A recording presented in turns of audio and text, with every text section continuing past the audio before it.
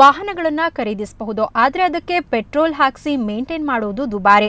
ದಿನದಿನಕ್ಕೂ petrol ಬೆಲೆ ಗಗನವನ್ನ ಮುಟ್ತಾ ಇದೆ. ಅನಿವಾರ್ಯವಾಗಿ ಜನರ ಕಿಸೆಗೆ ಕತ್ತರಿ ಬೀಳ್ತಿದೆ. ಹೀಗಿರುವಾಗ ನೀರು ಹಾಕಿ ಓಡಿಸೋ ಬೈಕ್ ಬಂದ್ರೆ ಎಷ್ಟು ಚಂದ ಅಲ್ವಾ? ಹೌದು, ಬೆಳಗಾವಿಲಿ ಒಬ್ಬರು ನೀರನ್ನ ಹಾಕಿ ಓಡಿಸೋ ಬೈಕ್ ಅನ್ನ ಕಂಡು ಹಿಡಿದಿದ್ದಾರೆ.